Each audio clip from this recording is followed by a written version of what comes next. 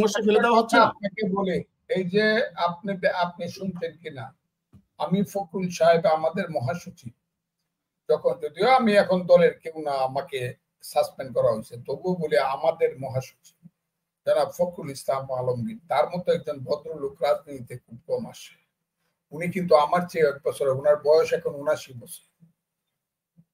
1 নম্বর, যখন উনার জনপ্রিয়তা, উবাদুল কাদের যখন সরকারি দলের জেনারেল সেক্রেটারি ছিলেন আর উনি যখন বিরোধী দলের বিএনপির মহাসচিব ছিলেন, দুইজনের জনপ্রিয়তা আকাশ পাতাল তফাৎ ছিল। উবাদুল কাদের বক্তৃতা করলে টেলিভিশনটা মানুষ বন্ধ করে দিত, আর ফখরুল ইসলাম আলমগীরের বক্তৃতা শেষ না হওয়া পর্যন্ত মানুষ শুনত। সেই ধরনের একজন মানুষ কিন্তু জনাব ফখরুল ইসলাম আলমগীর। ভদ্রলোকের কোনো সীমা নাই, সীমাহীন। কত বকা খায় এখন জামাতের বকা, যেহেতু উনি বলছে মুক্তিযুদ্ধকে অবদমিত করা হচ্ছে, এই কারণে বকা খায়। আর যা হোক, ওই তার বাপ নাকি রাজাতে, বাপ রাজাকার হয়েছে, কি হয়েছে, অনেক সময় মুক্তিযুদ্ধে বাপ ছেলে গুলি করে মারছে। ফখরুল ইসলাম আলমগীর তো মুক্তিযুদ্ধে গেছে রাশেদ খান মেননদের সাথে, কথাটা একই দল করতো, রাশেদ খান মেনন, কাজী জাফর আহমদ, আব্দুল মান্নান ভূঁইয়া, ফখরুল ইসলাম, এরা তো এক দল, এরাই তো সেই দল। তো আমি যে কথাটা বলতে চাই, উনি যখন গেছে, আমি কিন্তু প্রথমেই বলছি, উনি কেন যাবে? আমার দলের মহাসচিব ইউনূস সাহেবের সাথে যাবে কেন? যাওয়া উচিত না তো, কারণ উনি মহাসচিব, কোটি কোটি মানুষের নেতা। উনি ইউনূস সাহেবের সাথে যায় কি প্রটোকলে উনি যাবে?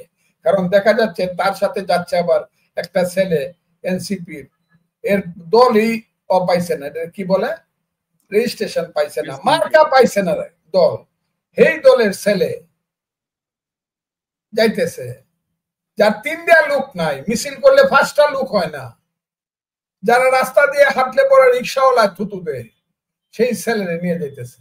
তার বয়স তার নাতির, ওনার নাতির বয়সী, হ্যাঁ নাতির বয়সী এইসব ছেলে। তো আমি তো ছেলে, আমার ছোট ছেলেরও ছোট তো এরা। তো এই ছেলে যাইতেছে সেম প্রটোকলে, আবার যাইতেছে কে? জামাতের একজন ভাইস চেয়ারম্যান, নাইবে আমির, সহ সভাপতি। বিএনপির একজন সহ সভাপতি গেলেই হইতো, এটা আমার মহাসচিব যাইতে হবে। এবং মহাসচিব কিন্তু 15 বছর পর্যন্ত বাংলাদেশের 2 নম্বর ব্যক্তি ছিলেন।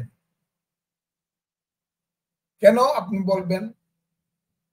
না, আই এম সরি, 18 সন থেকে উনি 2 নম্বর ব্যক্তি ছিলেন। শেখ হাসিনা বাংলাদেশের 1 নম্বর, আর 2 নম্বর হইল বিএনপির মহাসচিব। যেহেতু বিএনপির চেয়ারম্যান জেলে ছিলেন, আর চেয়ারপারসন জেলে ছিলেন, আর আমাদের ভারপ্রাপ্ত চেয়ারম্যান বাইরে ছিলেন, কাজী বাংলাদেশে বিএনপির 1 নম্বর লোক ছিলেন উনি। তিনি সেই প্রটোকল নিয়েই গণভবনে যাইতেন, সেই প্রটোকল নিয়েই গণভবনে গেছেন কয়েকবারই। You R right. তো এই প্রটোকলেই বিদেশে গেছে। এই লোকটি আমার মহাসচিব, কেন তার সাথে আমি এটা বিরোধিতা করছি? হয়তো বা আমার দল এই ব্যাপারেও আমার বিরুদ্ধে অ্যাকশন নিতে পারে।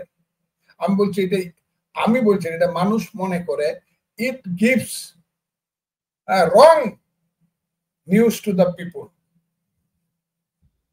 এটা মানুষের কাছে ভুল সংবাদ যাবে যে বিএনপি বোধহয় ওই চাটুকারিতা করিয়া, ওই ফিসে ঘুরিয়া একটু ক্ষমতার ভাগ চায়।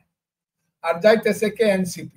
এনসিপির সাথে যাবে কেন? যাইতেছে জামাতের নাইবে আমির। কেন যাবে জামাতের সাথে, নাইবে আমিরের সাথে? যে জামাত বলে ফেলছে বিএনপি যদি বিরোধী দল হয়, তাইলে চিন্তা করা যাইতে পারে তারেক রহমান দেশে আসবে কিনা। আমরা অবশ্যই সরকারি দল হব, চট্টগ্রামে বক্তৃতা করে বলছে। এই দলের সাথে যাবে কেন? আর এইখানে যদি গেল ইউনূস সাহেব, তাদেরকে রাইখা উনি উনার প্রটোকলে চলে গেলেন, উনি মহাসচিবকে নিয়ে যাবেন না? এইটুক ভদ্রতা উনার নাই? এদেরকে একদম